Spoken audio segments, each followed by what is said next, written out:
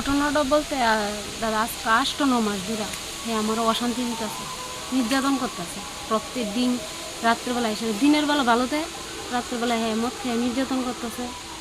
এরপরে দিয়ে নির্যাতন করার পরে এটা কিয়ের থেকে, এটা তো আমি বুঝতেছি না যে কি আমি জিঙে দিছি কিয়ের থেকে। কইছে এটা তোর ব্যাপার জানি না লাগ না, এমন এমন করতে টাকা আন পয়সা আন। তাহলে আমি আইনা দিছি আমার বাইরে থেকে কিছুদিন আগে লটারি খেলো না লেগে 5,000 টাকা আনছে।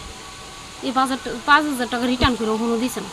তাহলে আমার বিয়ার পরে, বিয়ার 1 মাস পরে গাড়ি ভাড়ার লেগে টাকা ধরছে। আমার বাবা আইনা 2,000 টাকা গাড়ি ভাড়ার টাকা পর্যন্ত দিয়ে গেছে। এরপরে হ্যাঁ এরকমভাবে সাহায্য করতে করতে এরকম পর্যায়ে গেছে। প্রত্যেক দিন হ্যাঁ আমারও কইতো, আমার বাবারও কইতাম, ভাইয়েরও কইতাম, টাকা পয়সা এনে দিত, হে করতো সে করতো।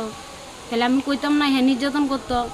এমনকি আমার বাচ্চা, আমার ভাইয়ে দুটা বাচ্চারা স্বর্ণের জিনিস দিছে, তাই কানের টিনিয়া পর্যন্ত বন্ধক দিছে। আমার স্বর্ণের কানের, হাতের ফলার, শুধু হের বাড়ির যেন বাইর থেকে যেন দিছে, আমার শ্বশুর বাড়িতে যেন দিছে, হাতের চুরি ডিরেক্কা সব বন্ধক দিয়ে গেছে। এমনকি জামাই যেন হিসাবে হের পরিচয় দিয়েছে, হের দানে মানে ইয়র মধ্যে যৌতুক হিসেবে আংটি দিছে, আংটিটা পর্যন্ত হ্যাঁ বন্ধক দিয়ে গেছে। মানে কি নাম আপনার স্বামীর? প্রসেনজিৎ দাস। কোন জায়গা এটা? এটা অম্পিনগর দাসপাড়া। আপনার নাম? আমার নাম তপতি দাস। আপনার বাপের বাড়ি কোন জায়গায়? আমার বাবার বাড়ি খোয়াই। কবে বিয়ে হয়েছিল আপনার? আমার বিয়া 2000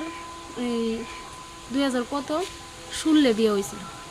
ছেলে মেয়ে কয়জন? ছেলে মেয়ে 2জন।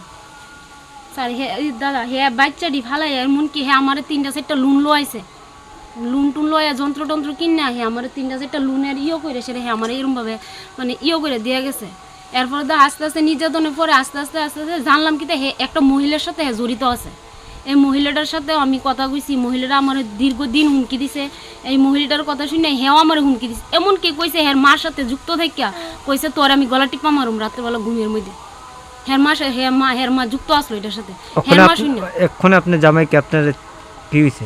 ওখানে আমার জামাই আজকে 1 সপ্তাহ হয়েছে আমরা ফালাই দিয়া ওই মহিলাটার সাথে হ্যাঁ গেছে কালকে লাইভে আইছে।